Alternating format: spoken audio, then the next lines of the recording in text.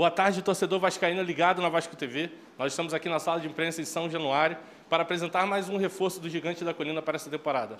Trata-se do volante campeão da Copa do Brasil de 2011 com a camisa do Vasco, Rômulo. E depois teremos a entrevista coletiva com ele e depois a entrevista coletiva com o Alexandre Pássaro, para quem eu passo a palavra agora.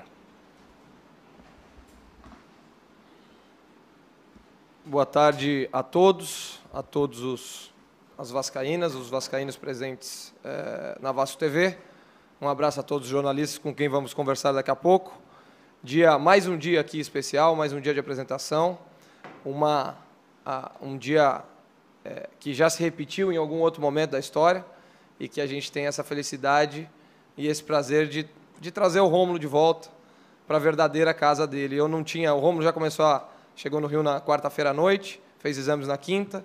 Na sexta ele já começou a treinar, treinou todos os dias desde então, mas na nossa correria a gente não tinha encontrado ainda, a gente tinha falado no telefone antes, lógico, mas a gente ainda não tinha encontrado. Eu encontrei ele aqui praticamente ali no gramado de São Januário. E aí eu falei para ele: bem-vindo, Rômulo.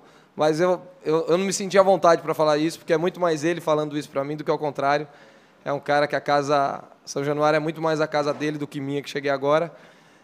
Mas, enfim, é um dia importante, é um reforço importante, um jogador que vai nos ajudar muito dentro e fora de campo, vai nos ajudar esportivamente, na formação esportiva de todos aqueles que vão poder sugar muita experiência, muito conhecimento e muita propriedade do Rômulo. E é por isso que a gente está feliz, esperançoso e contente com essa nova contratação. Uma contratação que ocorreu aí, talvez aí a gente conversou por uns 10 dias, ainda na noite do anúncio, né, da assinatura dos contratos, ainda apareceu um clube japonês aí atrás do Rômulo, oferecendo, enfim, um contrato talvez muito melhor, e o Rômulo disse para mim: não, Passo, pode ficar tranquilo que a minha escolha é o Vasco e pode mandar o contrato que eu vou assinar agora, e também por isso a gente é muito grato a ele.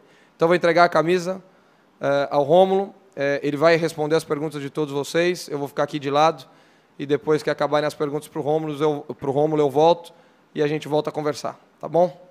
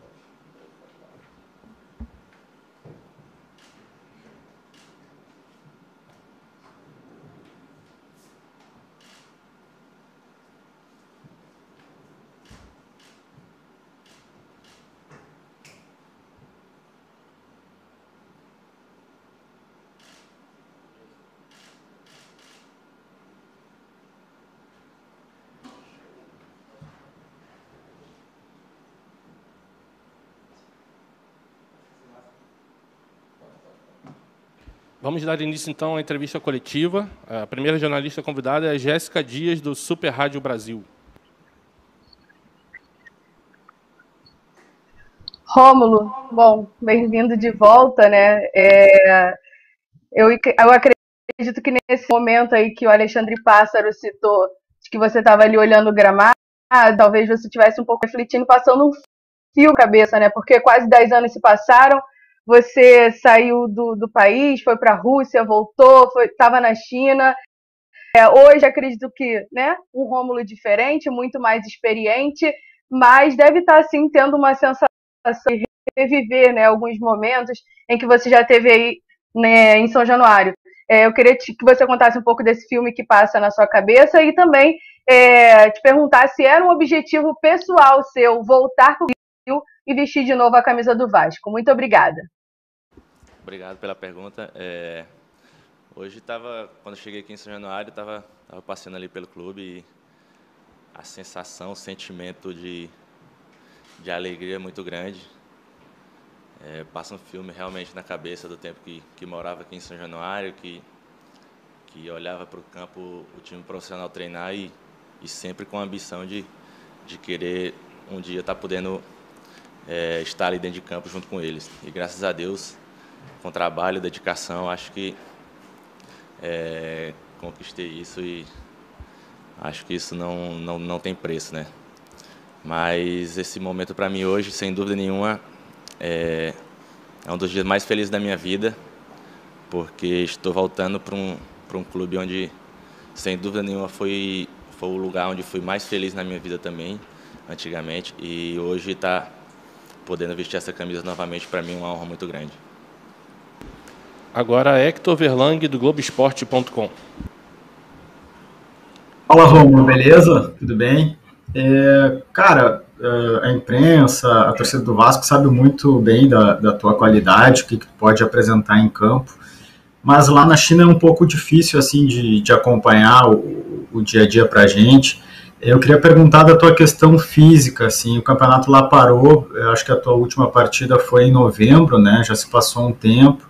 Já está treinando no Vasco, mas como é que tu está te sentindo? Como que tu imagina, quando que imagina que vai poder estar à disposição aí para estrear pelo Vasco?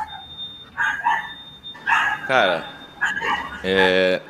depois que cheguei da China, tive ali um mês de férias, como qualquer outro atleta. E desde então, quando se resolvi a minha vida, continuei treinando com preparador físico, com fisioterapeuta, mantendo a minha forma física, porque sabia que a vida de um profissional a gente tem que estar sempre ativo. Mas estou me sentindo bem, estou confiante. E em relação à questão de quando estrear, acho que vai depender muito da comissão técnica e creio que vou dar meu máximo para estar preparado o mais rápido possível. Agora, Lucas Pedrosa, da Band. Boa tarde, Rômulo. Boa tarde também para todo mundo que está acompanhando a Vasco TV. Rômulo, duas perguntas rápidas. A primeira é sobre essa proposta do time japonês, que no momento ali a gente apurou que era uma proposta muito mais vantajosa e a torcida até se espantou com essa escolha do Vasco por conta dessa questão financeira que a gente sabe que pesa. Por que o Rômulo escolheu o Vasco? Quando que foi que o Rômulo teve essa certeza? E a outra, você vai vestir a camisa 8 de Juninho Pernambucano, que é o jogador também que você atua ao lado. O que você aprendeu com o Juninho, Rômulo? O que você pode falar desse jogador? E também vai tentar passar para esses garotos que estão surgindo agora no Vasco da Gama. Um abraço. Um abraço. A gente vinha tratando disso há uns 10 dias. Quero deixar aqui bem claro também, a diretoria manteve isso em sigilo. Eu acho que isso é um ponto importante, que a gente tratou tudo internamente, não vazou. Eu acho que isso foi um ponto muito importante. Mas do dia que eu falei com o Pássaro que viria para cá, a partir dali eu já, no meu coração já falava que era a hora de voltar. E nada mais naquele momento ia mudar minha decisão. Graças a Deus hoje tenho essa opção aí de escolher, né? Graças a Deus tive a oportunidade de jogar em alguns clubes e ter uma situação melhor de poder escolher, e acho que nessa hora o coração vai estar falando mais alto, com certeza. E em relação a estar vestindo a 8 aí do Juninho, até estava brincando ali com os meninos. Joguei com ele aqui no Vasco, né? Aprendi muito com ele, aprendi bastante. Sempre que podia, estava sugando alguma coisa dele ali no dia a dia. E é um cara que eu me espelhei muito em relação a profissionalismo e disciplina. É um cara que, apesar de quando jogou aqui, estar um pouco mais velho, assim, mais experiente, mas é um cara que era dedicado, um cara que era disciplinado. Eu acho que em relação a isso eu aprendi muito. Agora, Bruno Braz, da UOL. E aí, Rômulo, tudo bem? Prazer estar falando com você depois de tanto tempo. Seja bem-vindo novamente.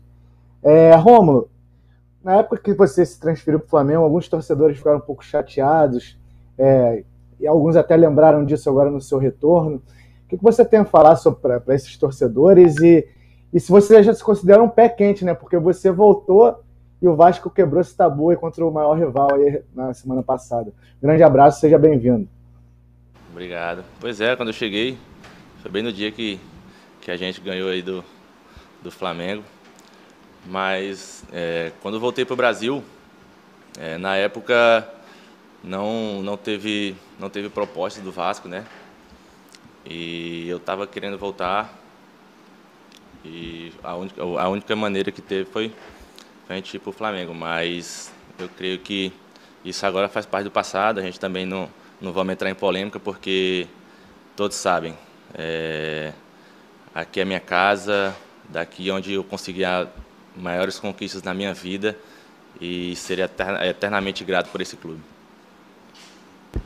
Felipe Rocha, do Diário Lance. Boa tarde a todos. Rômulo, voltando um pouquinho na questão de ritmo e questão física, fazendo uma pesquisa rápida aqui, o ano em que você mais disputou partidas foi exatamente pelo Vasco. Em 2011 você jogou 60 jogos, né? A temporada não vai chegar tanto, né? Não vai ter mais tantos jogos provavelmente. Mas eu queria saber, depois de tantas coisas que você passou na sua carreira, né? Você chegou a ser jogador de seleção, você disputou Olimpíadas, você foi titular de seleção, você sofreu lesões, você foi reserva em outros momentos. Como é que você se sente fisicamente? O que o seu corpo mudou e o que tecnicamente você melhorou daquele Rômulo espetacular de 2011 para o que a gente vai ver agora em 2021? Muito obrigado. Obrigado. Como eu falei, estou me sentindo muito bem fisicamente. Claro, já sou um homem de 30 anos, já não tenho mais 20 anos como em 2011.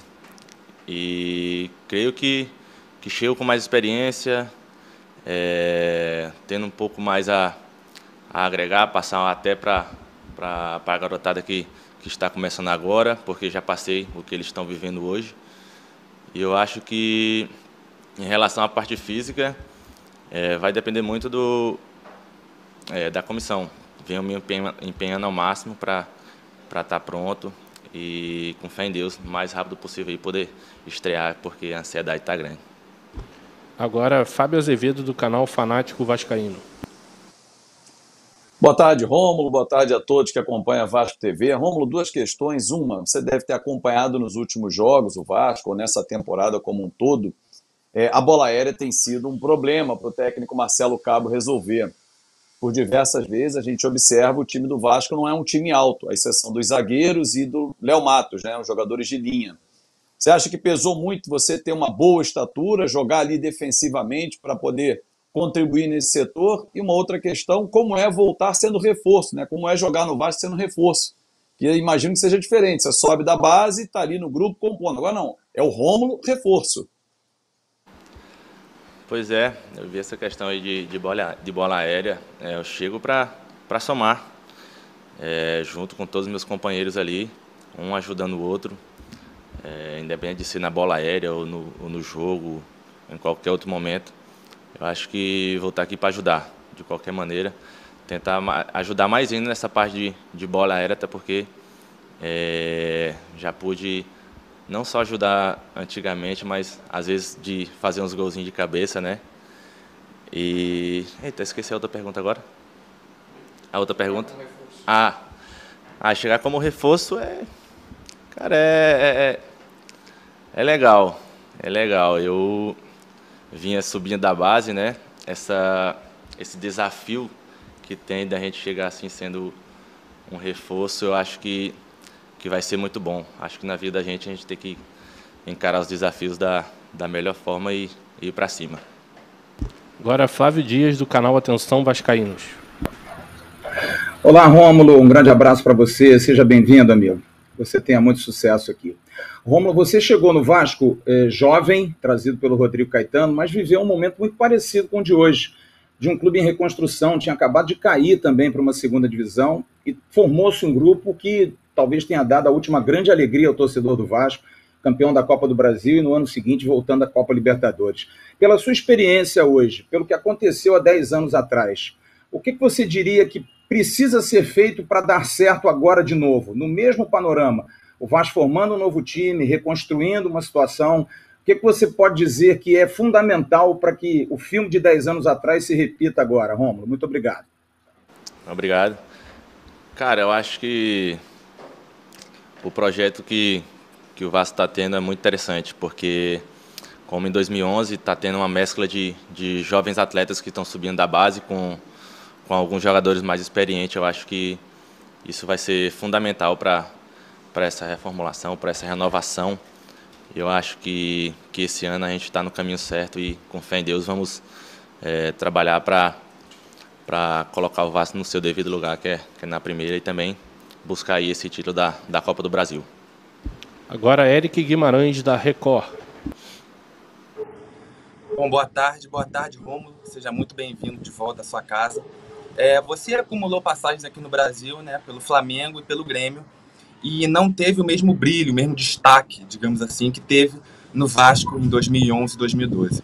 Você acha que nessa nova etapa da sua carreira, hoje, você chegando ao Vasco, o que você pode fazer de diferente para ter o mesmo brilho, o mesmo vigor, a mesma forma como você esteve no Vasco em 2011 e 2012? Você acha que o Vasco realmente é diferente para você? Você vê com outros olhos? É um orgulho maior vestir essa camisa? Obrigado e boa sorte. Obrigado.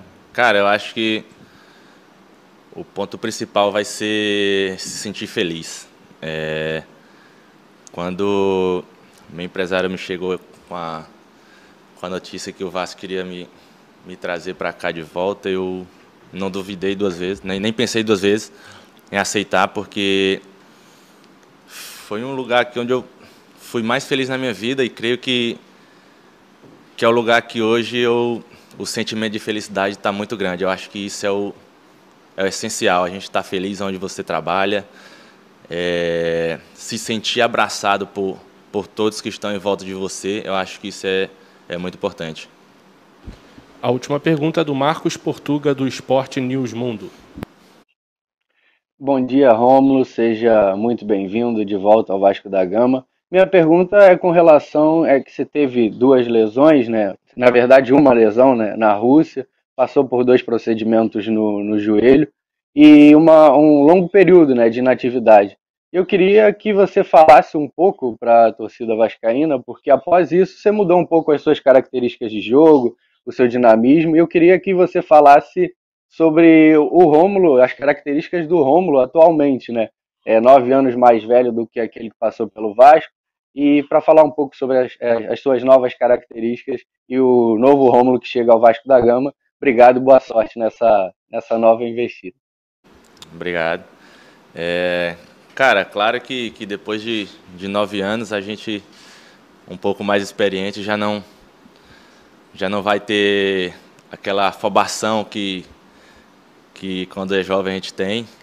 A gente sempre procura estar tentando ajudar mais nossos companheiros de formas mais inteligentes, porém, dentro de um padrão que o treinador pede, né? Acho que hoje em dia, trabalhar a parte técnica junto com o grupo vai ser muito importante. Mas as minhas características, creio que são as mesmas. Ajudar ali na parte defensiva e, na hora que der também, sair, poder chegar e fazer gol, por que não? No meu tempo, quando jogava aqui, sempre poder chegar ali na frente, tentar fazer um golzinho, sair de vez em quando de cabeça. Eu acho que esse é o caminho e vamos trabalhar, vamos estar junto aí de todo o grupo, de toda a comissão para estar conquistando coisas grandes esse ano.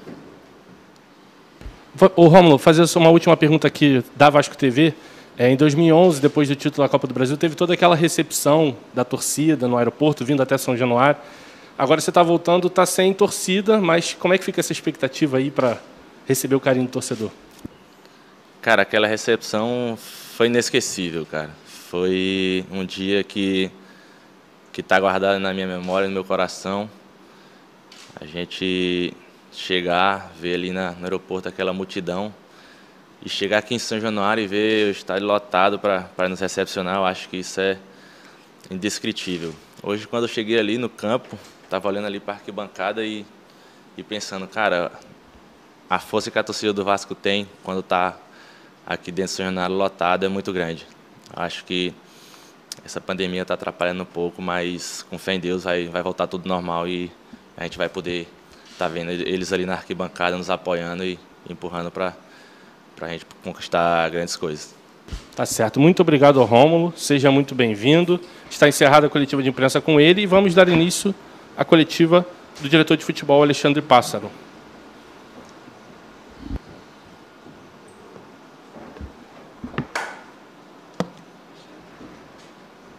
Bem, a primeira pergunta é do Hector Verlang, do Globoesporte.com.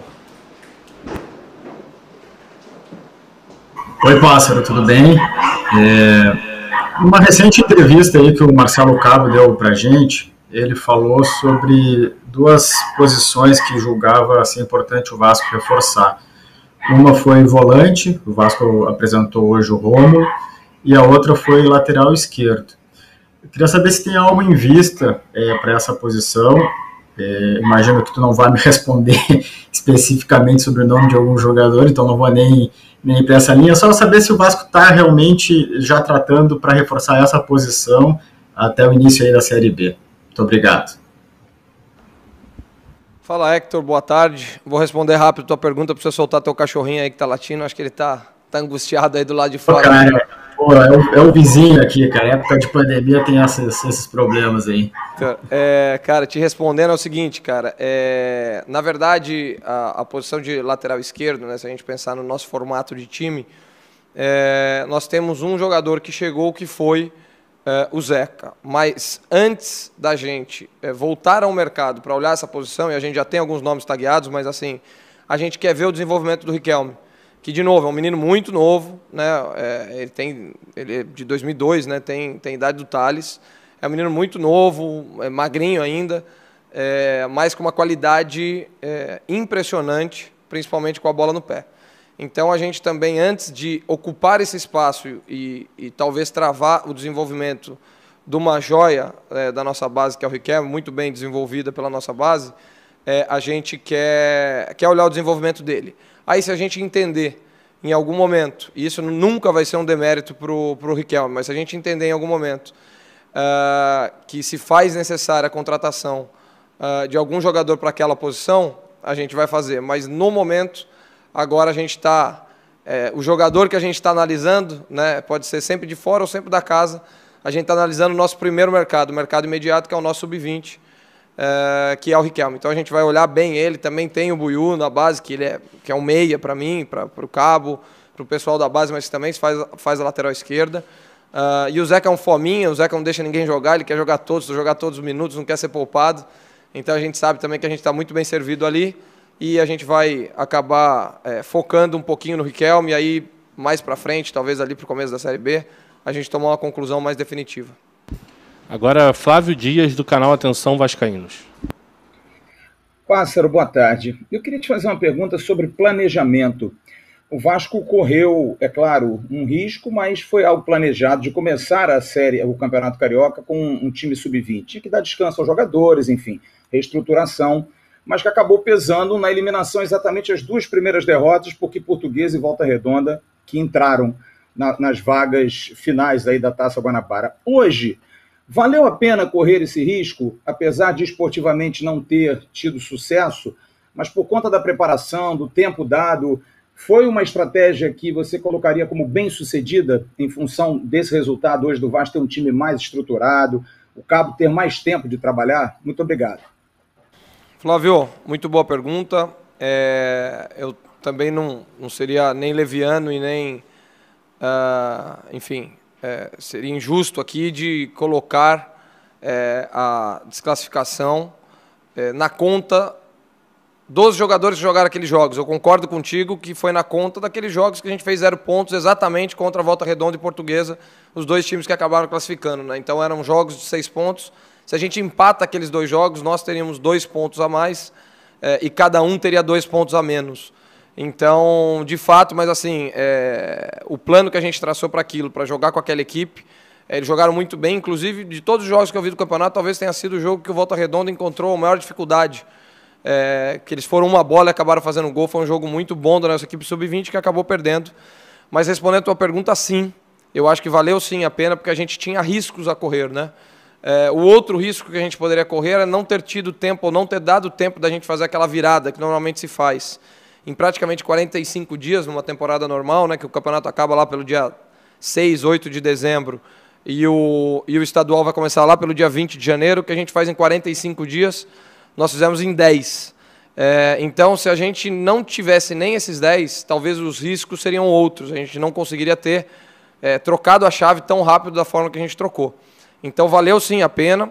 a eliminação ela nos entristece, mas não pesa. Você falou acabou pesando, mas eu acho que ela não pesa. E acho que um sentimento disso é um sentimento que vocês nos trazem, né? Porque, por exemplo, é um Vasco eliminado na primeira fase do Campeonato Carioca, onde não se tem pressão sobre o treinador, sobre a diretoria, sobre o presidente, sobre os jogadores.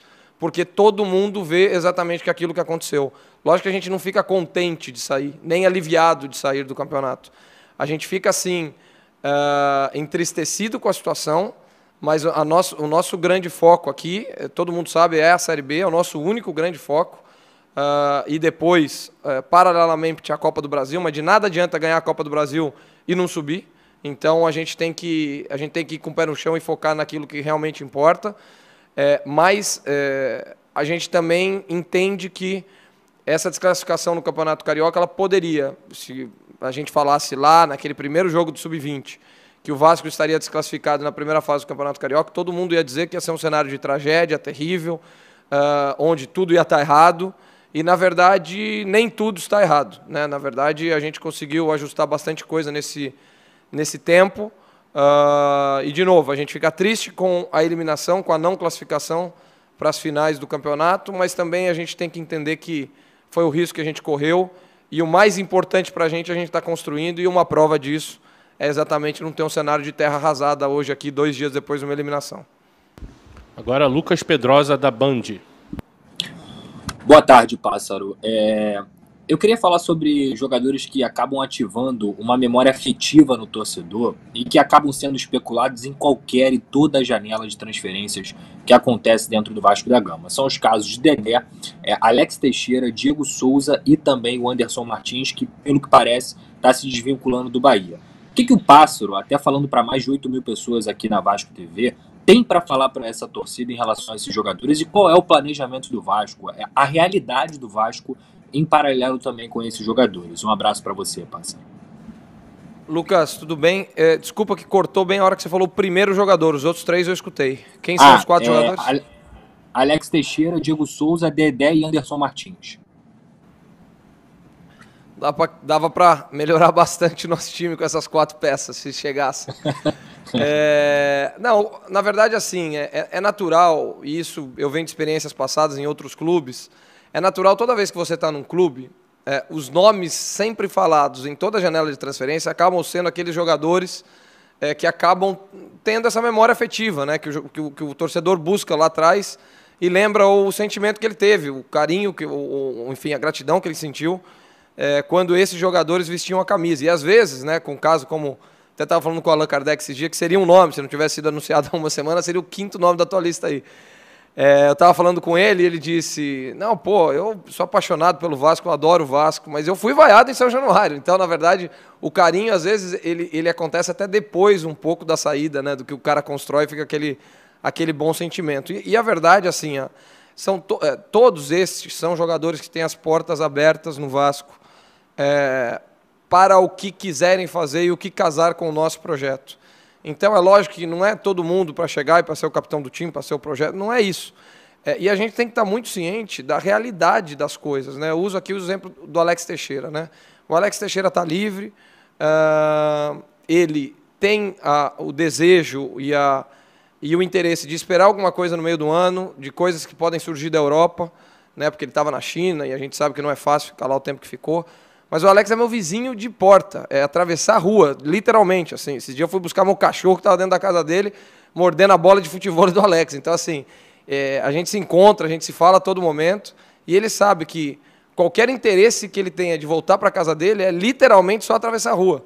Então, mas a gente não pode criar expectativas, e a gente não pode desalinhar as expectativas aqui de achar que a gente pode concorrer com um mercado que ele está esperando, que é o mercado europeu. Agora, se em algum momento, tanto ele quanto esses outros jogadores tiverem o interesse em vestir a camisa do Vasco, é claro que se couber dentro do nosso projeto e do que a gente quer fazer, a gente vai ter o maior desejo em realizar. Lógico que cada um tem as suas particularidades. Então, a gente falou do Alex. Se a gente falar de um Dedé, por exemplo, o que eu sei do Dedé é que ele ainda está se recuperando de uma lesão, então, portas mais do que abertas para o Dedé caso ele queira usar a nossa estrutura e etc. para isso. O Anderson Martins é um jogador que, eu acabei contratando lá no São Paulo, quando ele estava saindo aqui do Vasco, há 3 anos e meio, passou os quase 3 anos de contrato comigo lá, um cara que eu tenho a melhor das relações, tenho muito boa relação com ele, trabalhei com ele, gosto dele como jogador, mas tem outras questões também, isso a gente não desenvolveu e também não é o nosso foco agora, buscar um zagueiro agora. Não se fecha as portas para quem trouxe alegrias ao torcedor, apenas se enquadra cada um desses jogadores no respectivo projeto. A gente também não pode, em nome de um passado, direcionar o nosso futuro. Agora, quando existe um casamento de interesse e alinhamento de expectativa, como foi o próprio caso do Rômulo, é lógico que daí a gente encaixa e consegue trazer. Agora, Bruno Braz, da UOL. Fala, Pássaro, boa tarde. Pássaro, queria perguntar sobre o Andrei, né, que especulou-se sobre um possível interesse do Santos, ele tem contrato até o final da temporada, se já há algum tipo de conversa para uma renovação, e até emendando também na situação do Cano, que é outro jogador com contrato no final do ano, se existe uma possibilidade, por exemplo, de fazer um projeto como foi feito com o Léo Matos agora recentemente, de renovação. Um grande abraço, Pássaro. Fala, Bruno. Vou começar pela última, né? Sobre o Cano, lógico que no momento certo a gente vai tratar desse assunto. Eu tive com o empresário dele, eu acho que ainda era a primeira semana de março, então de todos esses jogadores foi o primeiro aí que a gente conversou sobre a sequência, sobre a manutenção, e a gente não fez carnaval com isso, né? Porque a gente poderia ter soltado uma notícia, Cano vai ficar no Vasco, ou qualquer coisa do tipo, mas ele tem contrato, é natural que ele fique. E no momento certo a gente sabe, porque a gente precisa de um direcionamento. Assim, a gente precisa, de todos esses jogadores que têm contrato acabando, a gente precisa esperar, principalmente esses que ganham mais, né, que é o caso do Cano, a gente precisa esperar um direcionamento do nosso desenvolvimento na Série B. Porque tudo depende do nosso ano que vem. É claro que a gente não pensa e não cogita e não tem pesadelo com a hipótese da gente não subir, mas a gente sabe que a gente vai ter que trabalhar muito, que nós vamos ter que ganhar muito jogo, que nós vamos ter que ter um aproveitamento muito bom na Série B desde o início, para que a gente não passe sustos e que a gente possa subir nesse campeonato que é muito difícil. Só de campeão brasileiro tem 5, e numa conta rápida que eu tenho aqui, eu acho que tem mais outros 5 ou 6 que vão lutar para subir. Então a gente sabe que vai ser um campeonato muito difícil e que toda a nossa receita, o nosso planejamento, o que vai acontecer para o ano que vem, a gente depende desse ano. Então, o caso destes e outros casos, a gente não pode comprometer a nossa parte financeira de eventualmente renovar um contrato de um Cano para o ano que vem, sem que a gente tenha a garantia de receita, que a principal vem da Série A. Então isso a gente vai costurar e a gente está na mesma página. O empresário e o Cano sabem que a gente está nesse momento. Sobre o Andrei, eu li sobre o interesse do Santos, mas eu também leio muita coisa sobre muitos outros interesses que nunca se confirmaram. Mas o Andrei é um jogador que estava em todas as listas de torcida e de imprensa para dispensa no Vasco. A imprensa, lógico, não opinando, mas replicando o que a maioria dos torcedores diziam. E o Marcelo Cabo, ele foi muito criterioso na escolha daqueles jogadores que se apresentariam conosco e botou o Andrei. E a gente discutiu a situação dele e a gente decidiu apostar. E o Andrei vem fazendo talvez jogos que há muito tempo ele não fazia. E o Andrei é um ativo nosso, é uma joia, é um ativo esportivo, é um ativo financeiro, e é um jogador que a gente tem sim um interesse em renovar. No momento certo, a gente não pode de jeito nenhum, por causa de 10 jogos, renovar o contrato com ele, ou por causa de 10 jogos, jogar ele numa lata de lixo. Então, a gente precisa ter o equilíbrio, precisa dar todas as condições para que ele mantenha essa subida de desempenho nele, né, essa crescente que ele está. E aí, se mantendo, a gente vai sentar com ele, com os empresários, para que a gente possa renovar o contrato dele. E qualquer clube que tenha interesse no Andrei ou em qualquer outro vai ter que sujeitar as condições que o Vasco, enfim, colocar como condição para o negócio se realizar. Agora, Felipe Rocha, do Diário Lance. Fala, Pássaro. Boa tarde. Falar um pouquinho do futuro próximo e de quem não está exatamente nos planos agora. Queria saber em que estágio você avalia esse Vasco que conquistou a 2 jogos, uma das grandes vitórias do futebol brasileiro nos últimos tempos, mas não conseguiu a classificação. Parece estar em evolução, mas tem problemas a resolver. A bola aérea defensiva é um deles. Queria saber em que estágio você acredita que o time está projetando a Série B daqui a 6 semanas. Se você quiser falar de planejamento, que o Cabo falou que vocês vão sentar amanhã, enfim. E também falar sobre os 5 jogadores que, acho que são 5, né? Que não fazem parte dos planos de momento, mas que, como eles não têm um futuro definido, tem um passivo sendo criado. Queria saber como é que está sendo gerida essa situação e o seu pensamento sobre o time atual. Obrigado. Felipe, vamos lá. É bom falar contigo novamente. A primeira pergunta sobre em que estágio a gente se encontra. Eu acho que a gente ainda se encontra no estágio inicial. É natural, nós temos aí 40, 50 dias de trabalho. Menos até, né? Porque a gente começou, acho que no dia 8 de março. Então, nós temos aí 42 dias de trabalho.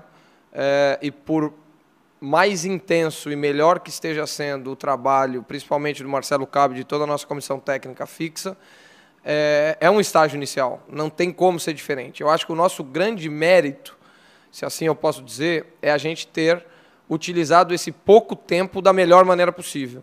Então a gente está num processo inicial mais acelerado, porque talvez nem nas nossas expectativas a gente conseguiria chegar em 40, 42 dias depois do início do trabalho, com muitos jogadores que chegaram há muito menos tempo do que isso.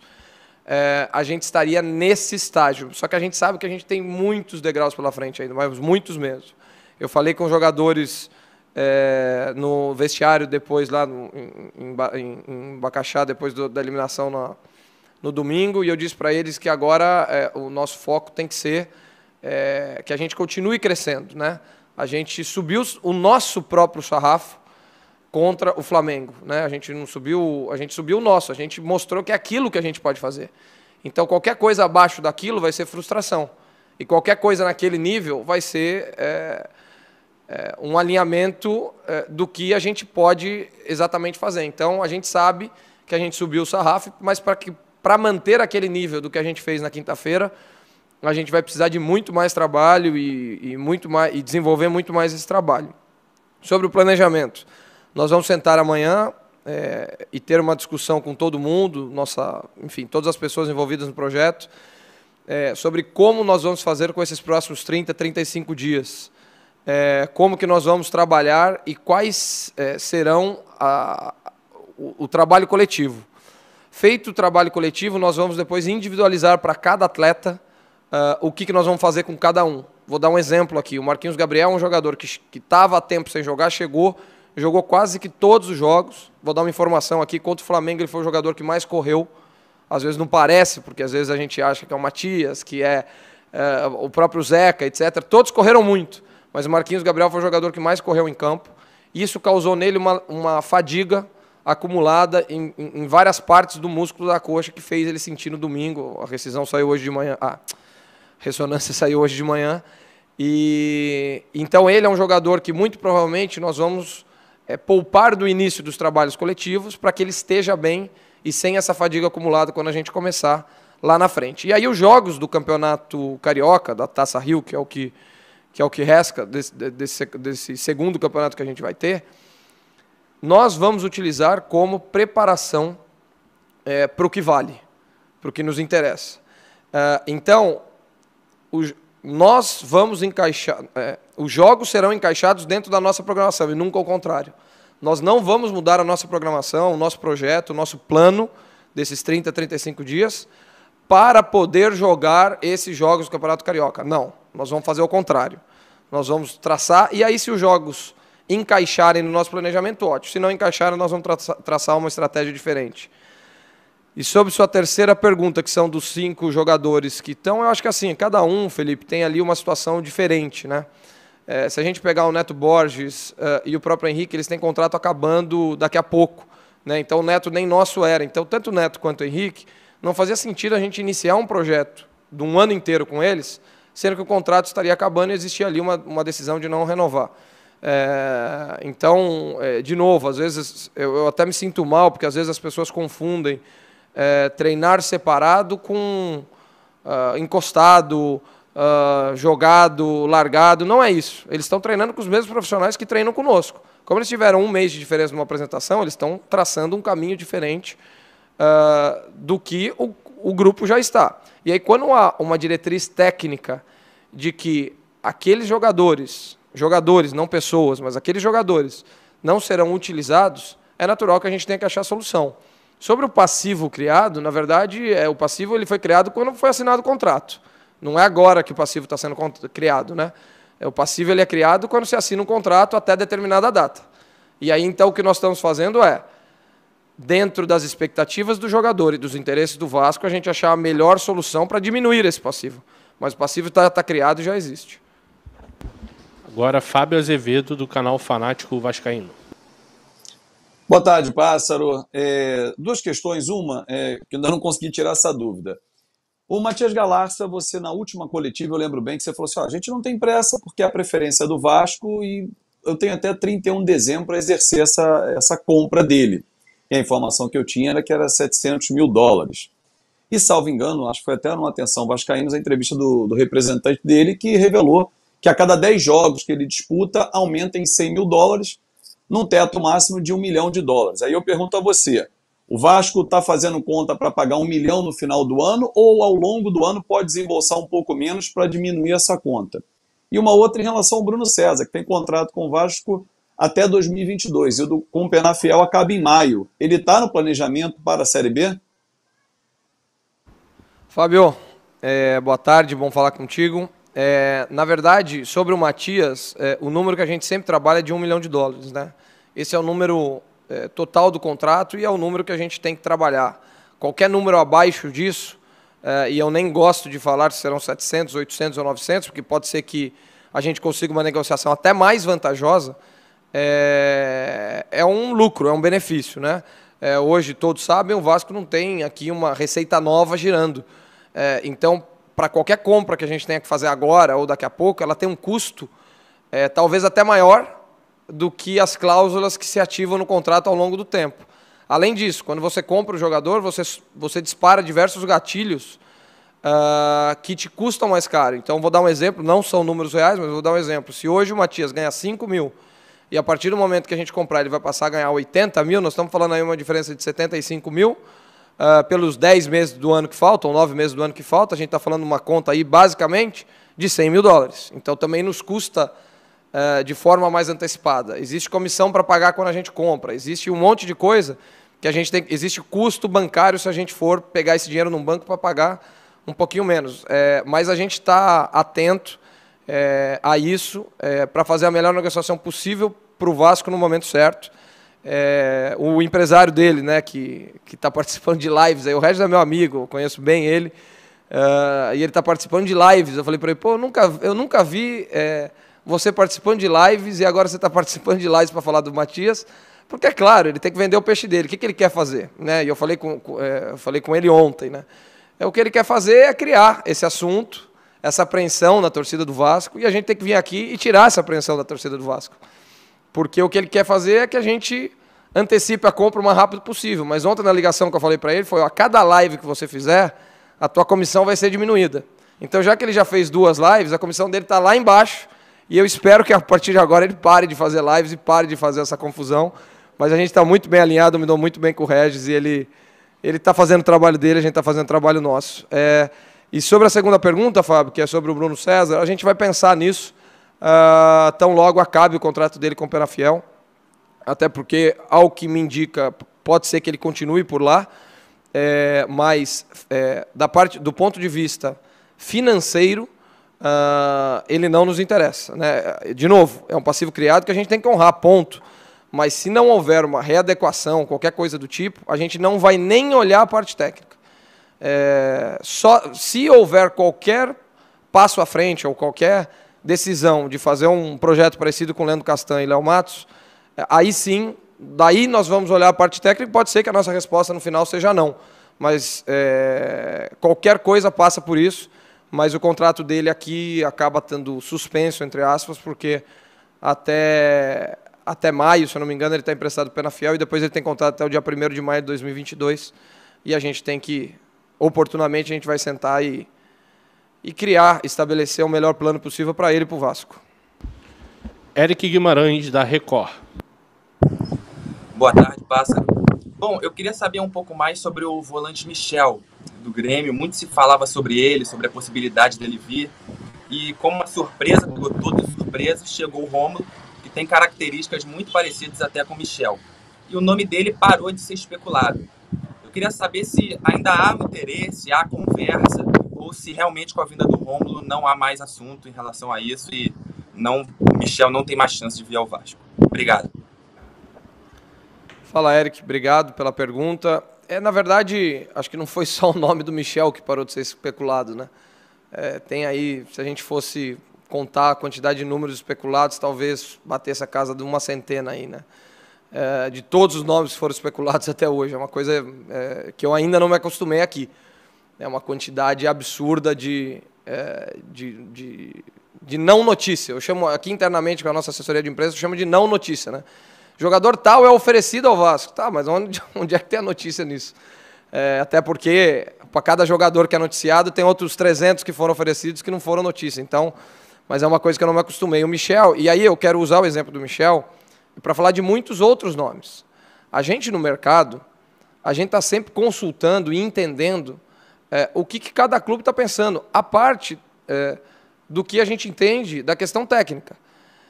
Às vezes, antes da gente olhar talvez o vídeo do jogador, ou tirar informações, falar com pessoas que trabalharam no jogador, a gente entende as condições negociais do jogador, né, os números, porque senão a gente já descarta por ali.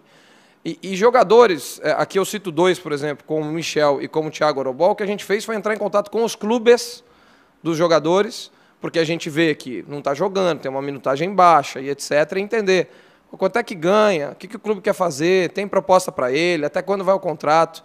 E às vezes essa sondagem, que não quer dizer que a gente vai contratar, tanto é que assim, outros jogadores, né, às vezes a sondagem ela é positiva e a hora que a gente vai ver a parte técnica a gente descarta. O que a gente não pode às vezes é gastar tempo com a parte técnica e a hora que chegar na parte negocial, isso é impossível. Aí a gente criou uma expectativa ali, gastou tempo, gastou energia, gastou trabalho, então a gente faz esse filtro. E às vezes esse filtro vira uma notícia de 15 dias. Então, sobre o Michel que você respondeu, lógico que é um jogador que nos agrada, um jogador importante, um jogador que trabalhou com o Cabo em 2016 no Atlético Goianiense, foi campeão da Série B, mas hoje é uma posição que, com a chegada do Rômulo, a gente não olha mais. Isso quer dizer que a gente não vai olhar daqui até o fim do ano? Claro que não. Quer dizer que a gente, a todo tempo, nós vamos estar monitorando e ajustando tanto estas como outras posições, porque a gente sabe que o futebol é muito dinâmico e que a nossa montagem não para. A nossa montagem, nossa estruturação, ela não acaba. O que ela acontece, ela diminui a velocidade e a necessidade conforme os jogadores vão chegando e vão se firmando, outros vão surgindo, e assim por diante. Talvez, se a gente olhasse lá no fim do Campeonato Brasileiro, a gente achasse que a gente ia precisar de um atacante rápido de beirada, não que a gente não tenha trazido, porque a gente trouxe dois, mas que, porque o PEC ainda, e hoje a gente vê o PEC se firmando, então ele não deixa de ser um reforço para a gente, o jeito que ele tem trabalhado e o jeito que ele tem se desenvolvido, lembrando que é um menino, que é um garoto, que vai oscilar e que a gente tem que entender essas oscilações. A última pergunta é do Marcos Portuga, do Sport News Mundo. Boa tarde, Alexandre Pássaro. É prazer falar contigo. Parabéns pelo trabalho que vem sendo feito. A minha pergunta gira em torno da posição de meia, né? Você respondeu agora há pouco sobre o Bruno César, que ainda vai ser analisado. O Marquinhos Gabriel foi um dos jogadores mais utilizados e que mais correu em todas as partidas. E o reserva dele é o Carlinhos. É uma posição que a gente atualmente tem o Marquinhos Gabriel, o Carlinhos e os jogadores da base. A minha questão é se o Vasco tem em mente trazer mais alguém para tirar um pouco da responsabilidade dos jogadores da base e se está analisando a posição ali para reforçar o meio de campo, até para descansar um pouco o Marquinhos Gabriel. Fala, Portuga. Falando em especulação, chegou o pai delas. O pai de Léo Santos, Gonçalo Carneiro, goleiro Falcão do Equador e etc. Mais um profissional que sempre está em contato com a nossa assessoria aqui. E eu acho que a gente não tinha, ou não lembro que a gente tinha encontrado em entrevista aqui, então se a gente não tinha, muito prazer e a gente está sempre em contato, tá? Obrigado pela pergunta. Cara, sobre meia, Portuga, a gente entende que a gente tem aqui algumas soluções secundárias, tá? Por quê? Porque o Marquinhos é o meia clássico, que nem você falou, e a gente entende isso e a gente concorda. Só que a gente sabe que numa eventual falta do Marquinhos, a gente tem outras soluções aqui que não necessariamente precisam vir de fora. O Peck é um jogador que consegue jogar de meia. O Morata é um jogador que consegue jogar de meia e jogou nesse último jogo, em determinado momento, de meia. O próprio... Esqueci o nome que eu ia falar agora. Quem que eu ia falar? O próprio Juninho, que hoje não vem atuando no nosso elenco profissional, ele não é um meia clássico, mas é natural, e você deve estar cansado de ver aí, times que jogam com 3 volantes, né, que tem essa saída boa. E a gente não pode deixar de lembrar do MT. O MT ele é meia, ele é um camisa 10. E aí eu volto lá naquela pergunta sobre o lateral esquerdo, porque o MT, embora ele também faça a lateral esquerda, então se a gente pensa que a gente tem só o Zeca, a gente está descoberto na lateral. Se a gente pensar que a gente tem o Zeca, o Riquelme e o MT, que podendo quebrar um galho ali muito bem como ele faz, a gente pode entender que a gente está bem completo por ali. Então, quando a gente pensa no MT, e o MT já está fazendo trabalho de transição em campo ainda sem impacto, porque a lesão dele é muito delicada, muito chata, a gente tem que lembrar que a gente tem ali um camisa 10 que, de novo, para a gente trazer um outro, a gente tem que estar muito seguro e muito necessitado, porque caso contrário nós vamos bater o desenvolvimento do MT, nós vamos botar um teto ali no desenvolvimento do MT, que é exatamente o que a gente não quer. A gente quer ver o desenvolvimento dele durante esse ano e, muito provavelmente, no final do ano, comprá-lo. Assim como também tem o Laranjeira, que não é um meia clássico, como esses que a gente está falando, mas é um jogador que joga naquela posição, que faz aquela função. Naquele jogo nosso contra o Bangu, em Volta Redonda, ele jogou naquela posição e acabou indo muito bem. Então a gente não pode esquecer que a gente tem algumas soluções caseiras e nem sempre que é bom vem de fora, muito pelo contrário. Se a gente pegar o nosso time, talvez a grande maioria ali vem de dentro. E uma coisa que eu queria aproveitar para falar, considerando que eu acho que era a última pergunta, né, JP? É dizer para a torcida assim, agora vão diminuir muito as notícias de nomes, chegadas, saídas, mudanças e etc. E eu já falei isso, talvez na minha primeira ou segunda coletiva. A parte de contratação talvez seja a menor parte do nosso trabalho ou do meu trabalho. A gente vai continuar trabalhando muito, embora as notícias não estarão tão aquecidas. Às vezes falta de notícia parece falta de trabalho, mas é muito ao contrário, a gente tem tentado provar isso aqui. Então agora nós vamos continuar trabalhando, continuar estruturando, continuar fazendo de tudo para que esse nosso projeto seja implementado de fato no menor tempo possível, mas lembrando que a gente tem outras milhões de coisas a fazer que não seja exatamente a contratação e os nomes, e descartar esse e aceitar aquele e qualquer coisa do tipo. Tá certo. Muito obrigado ao Pássaro, aos jornalistas, à torcida vascaína. Está encerrada a coletiva de imprensa. Boa tarde a todos. Boa tarde a todos. Um abraço.